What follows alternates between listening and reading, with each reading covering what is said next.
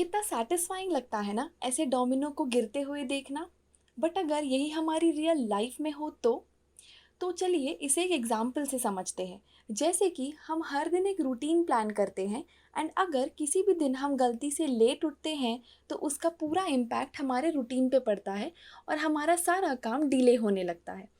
अब इसी इफेक्ट को अगर किसी कंट्री की इकोनॉमी के साथ इमेजिन करें तो एक भी चीज़ गलत होती है तो कैसे उन चीज़ का इफेक्ट सारी चीज़ों पे पड़ने लगता है। तो चलिए जानते हैं कि ऐसा क्या हुआ था in the most powerful country जिसके क्राइसिस का इम्पैक्ट बहुत से सेक्टर्स पे आया। मॉर्टगेज डिफ़ॉल्ट हुए, काफ़ी जॉब लॉस भी हुई एंड बड़ी बड़ी कंपनीज जैसे कि लेमैन ब्रदर्स भी फेल हो गई। Hello everyone, welcome back to Finology ticker. This is Kirti and आज हम डिस्कस करेंगे one of the biggest market crash of the economy जो हुई थी 2008 में। अगर हम शॉर्ट में समझे तो ये क्राइसिस सिर्फ इसलिए आया क्योंकि बहुत से लोगों ने लोन ले लिया था जो कि वो अफोर्ड भी नहीं कर सकते थे, बिकॉज गवर्नमेंट ने कुछ नॉर्म्स को रिलैक्स किया था एंड लेटर ऑन वो उस लोन को रीपे नहीं कर पाए जिसकी वजह से ये क्रैश आया। बट क्या सच में यही एक रीज़न था? जी नहीं। तो ऐसे और क्या फैक्टर्स थे जिसकी वजह से ये क्राइसिस आए? जानने के लिए बने रहे इस वीडियो के एंड तक। 2008 का क्राइसिस कोई सडन क्राइसिस नहीं था। इनफैक्ट इसकी शुरुआत लेट 90s से हो चुकी थी, जब यूएस ने बहुत से events back to back face किए, जैसे कि सितंबर 11 का टेररिस्ट अटैक हो या .com क्रैश, जिसकी वजह से यूएस की इकोनॉमी में स्लो डाउन आ गया था और कंज्यूमर स्पेंडिंग मोड से सेविंग मोड में आ चुके थे। इसे प्रिवेंट करने के लिए और स्पेंडिंग स्ट्रेंथन करने के लिए फेडरल रिजर्व ने अपनी इंटरेस्ट रेट को लो किया। फेडरल रिजर्व ने 11 बार इंटरेस्ट रेट चेंज किया फ्रॉम मई 2000 से दिसंबर 2001 के बीच, फ्रॉम 6.5% से 1.75% तक। अब सवाल उठता है कि गवर्नमेंट ने इंटरेस्ट रेट बार बार चेंज क्यों किया? सो दैट इकोनॉमी में प्राइस स्टेबिलिटी बनी रहे एंड इकोनॉमिक ग्रोथ मेंटेन रहे। सो सपोज अगर लो इंटरेस्ट रेट है, दैट मीन्स हमें अपने लोन में कम इंटरेस्ट पे करना पड़ेगा। Sounds good, right? अब जैसा कि इंटरेस्ट रेट काफ़ी लो थे तो बहुत से बोरोअर्स ने लोन लेना स्टार्ट कर दिया अपने इलेक्ट्रॉनिकल अप्लाइंसेस के लिए, कार के लिए या फिर स्पेशली घर लेने के लिए। अब नॉर्मली जब हमें घर खरीदने के लिए लोन लेना होता है तो हम बैंक्स को अप्रोच करते हैं, राइट? और उसके बदले में बैंक्स हमसे कुछ गारंटी के तौर पे हमसे कुछ गिरवी रखने के लिए कहती है, जिसे जनरली हम मॉर्टगेज बैक सिक्योरिटीज़ भी कहते हैं। यानी हमें हमारे कुछ एसेट के बदले लोन मिल जाता है। अब आप सोचिए, अगर बहुत सारे लोग एक साथ बैंक से लोन लेने के लिए पहुंच जाए तो ऑब्वियसली उनको लेंड करने के लिए बैंक्स के पास उतनी लिक्विडिटी होनी भी ज़रूरी है। फॉर एग्जांपल, अगर हम एक बैंक के हिसाब से समझे और हमारे पास 10 से 20 लाख की लिक्विडिटी है, यानी ये अमाउंट को हम लोन पे दे सकते हैं।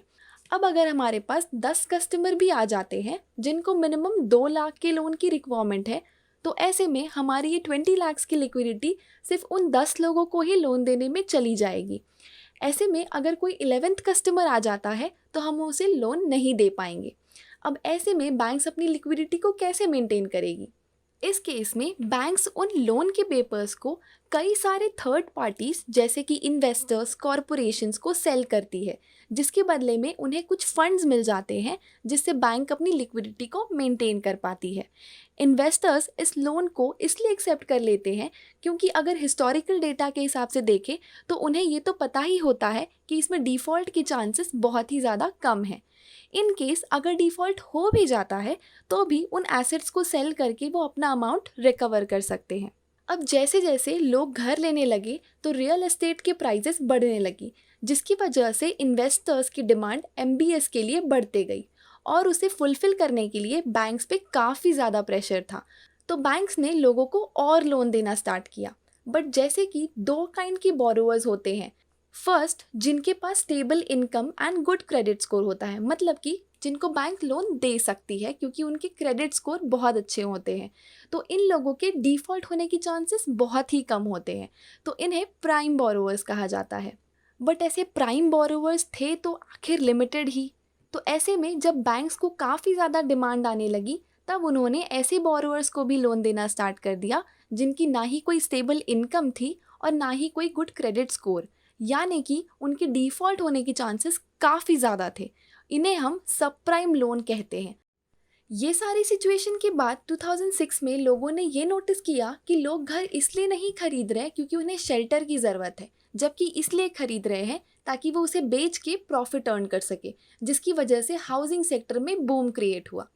और बैंक्स ने भी इन चीज़ों का बढ़ावा इसलिए दिया क्योंकि उन्हें पता था कि अगर कोई डिफ़ॉल्ट हो भी जाता है तो भी उनके पास लोगों के घर मॉर्टगेज पे है, जिसे बेचकर वो अपना अमाउंट रिकवर कर लेंगे। एंड बोरोअर्स ने भी यही सोचा। अब यहाँ तो प्रॉफिट बोरोअर्स को भी दिख रहा था, बैंकर्स को भी दिख रहा था एंड इन्वेस्टर्स को भी, जो एमबीएस ले रहे थे। बट यहाँ पे बात ख़त्म नहीं होती। इसके बाद भी कई सारे ऐसे इवेंट्स हुए जिसकी वजह से ये और बढ़ता चला गया।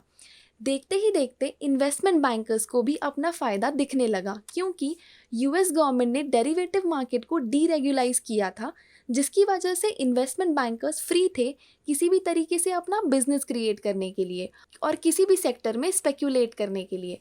और जैसे कि सब प्राइम लोन मार्केट में आने की वजह से इन्वेस्टमेंट बैंकर्स ने एक न्यू फाइनेंशियल डेरिवेटिव इंट्रोड्यूस किया, जिसे वो कहते थे collateral date obligation, CDO.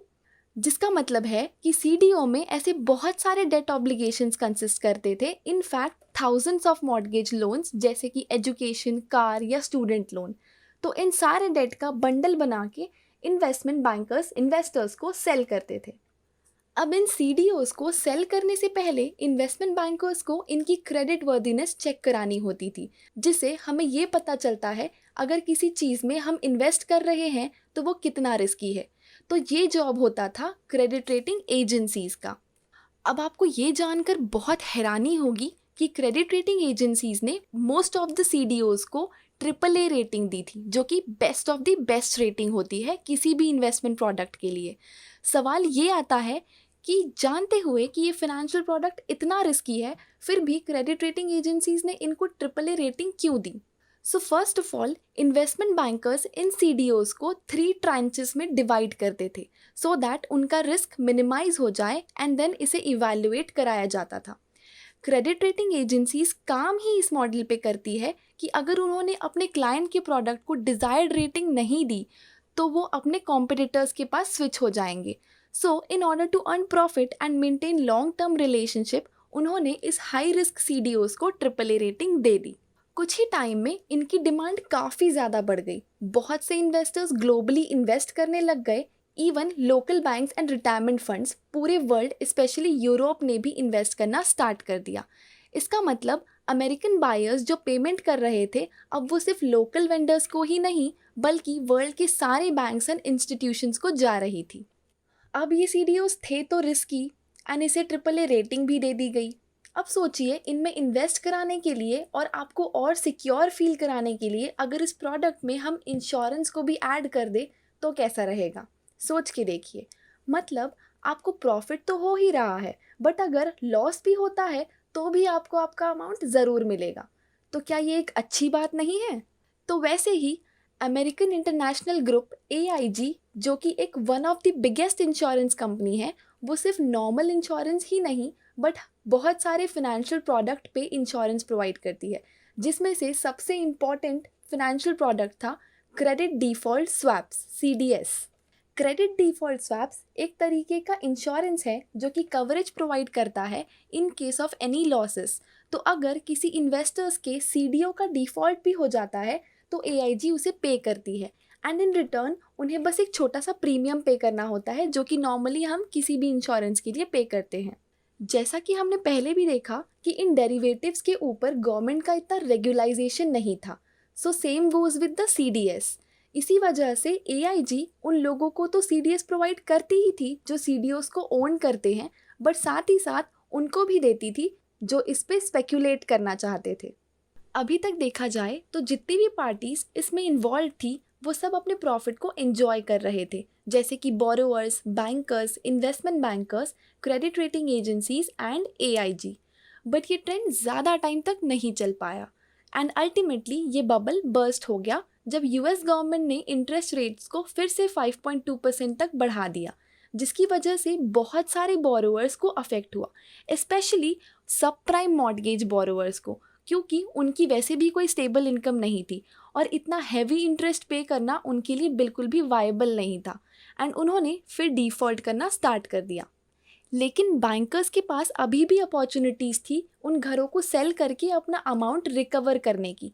But market में हाउस सप्लाई इतना बढ़ गया कि उसकी डिमांड ही कम हो गई, जिसकी वजह से घरों की प्राइसेस भी डिक्रीज़ होने लगी। साथ ही साथ जो प्राइम बोरोअर्स थे, उन्हें भी ये फील होने लग गया कि उनके घर की वैल्यू उनके लोन अमाउंट से भी कम हो चुकी है, जिसकी वजह से उन्होंने भी डिफ़ॉल्ट करना स्टार्ट कर दिया एंड ये हाउसिंग बबल फाइनली बर्स्ट हो गया। इस डाउन ट्रेंड के डर से सभी को अपनी प्रॉपर्टीज से छुटकारा पाना था, सो दैट वो अपने लॉसेस को और ना बढ़ाए। इन सारी डिफ़िकल्टीज़ के कारण लोगों को अपने घर सेल करने पड़े और बिल्डिंग इंडस्ट्री और रियल एस्टेट को काफ़ी हार्ड टाइम फेस करना पड़ा और mortgage lending companies bankruptcy file करने लग गई एंड ये सबप्राइम मॉर्टगेज क्राइसिस एक फाइनेंशियल क्राइसिस में बदल गया।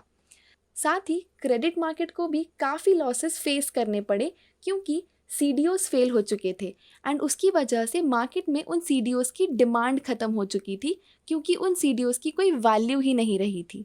बहुत ही जल्द एआईजी को भी ये समझ आ गया था कि उनको अपने क्लाइंट्स को पे करना होगा और उसके बाद उनके पास इनफ फंड्स अवेलेबल नहीं होंगे अपनी कंपनी को रन करने के लिए एंड तब यूएस गवर्नमेंट ने उनको बेल आउट किया और गवर्नमेंट को ऐसे और भी बहुत बड़ी इन्वेस्टमेंट बैंकर्स को भी मर्ज करना पड़ा एंड एक बहुत ही old and popular company Lehman Brothers bankrupt हो गई। यूएसए में ये रिसेशन अनस्टॉपेबल हो चुका था एंड इसका इम्पैक्ट दूसरी कंट्रीज़ में भी स्प्रेड होने लगा था क्योंकि आजकल वर्ल्ड इकोनॉमीज इतनी ज़्यादा इंटरकनेक्टेड है through their investors, banks, companies etcetera. So इससे यूएस मार्केट क्रैश तो हुआ ही, साथ ही यूरोप जैसी बड़ी कंट्रीज़ में भी काफ़ी ज़्यादा फ़र्क पड़ा। प्लस कंज्यूमर्स भी कम स्पेंड करने लगे क्योंकि उन्हें जॉब लॉस का डर होने लगा। ऑल्दो इंडियन इकोनॉमी में इतना सीवियर इफेक्ट नहीं पड़ा था क्योंकि हम ज़्यादा डिपेंडेंट एक्सपोर्ट मार्केट पे नहीं थे। इनफैक्ट जीडीपी पे एक बहुत अच्छा अमाउंट ऑफ कंट्रीब्यूशन हमारे खुद के डोमेस्टिक सोर्सेज से ही होता है, यानी कि हम पहले से आत्मनिर्भर थे। बट हाँ, कुछ इफेक्ट ज़रूर आए थे, जैसे कि रुपी डॉलर के अगेंस्ट में काफ़ी डेप्रीशिएट हुआ था। आई होप आपको ये 2008 की फाइनेंशियल क्राइसिस अच्छे से क्लियर हो गया हो एंड हमारे हिसाब से हमें लगता है कि मे बी अगर यूएस गवर्नमेंट ने इंटरेस्ट रेट को लो नहीं किया होता या फिर फाइनेंशियल सेक्टर को थोड़ा रेगुलेट किया होता तो मे बी रिसेशन अपने इनिशियल स्टेज पे ही रुक जाता। ऑल्दो अब इस क्राइसिस को ओवर अ डेकेड हो चुका है एंड इससे बहुत सी कंट्रीज़ इवन इंडिया को भी बहुत कुछ इंपॉर्टेंट लेसन सीखने को मिले, जैसे कि कंट्री चाहे कितनी भी बड़ी हो, चाहे इकोनॉमिकली कितनी भी स्ट्रॉन्ग या डेवलप्ड क्यों ना हो, बट अगर rules and regulations properly defined नहीं होंगे तो इसका गलत फ़ायदा उठाया जा सकता है, जो कंट्री की इकोनॉमी को बहुत ज़्यादा अफेक्ट कर सकता है। अब आप बताइए कि आपको क्या लगता है कि और ऐसे कौन से फैक्टर्स हैं जिसकी वजह से ये ग्लोबल रिसेशन हुआ होगा। आई होप आपको ये वीडियो बहुत इन्फॉर्मेटिव लगी हो और आपको पसंद आई हो। प्लीज़ लाइक, सब्सक्राइब और शेयर ज़रूर कीजिए एंड कमेंट करके भी ज़रूर बताइएगा एंड येस, बेल आइकन को हिट करना ना भूलिएगा ताकि आपको आने वाले सारे वीडियोज़ के नोटिफिकेशन आते रहें। Thank you.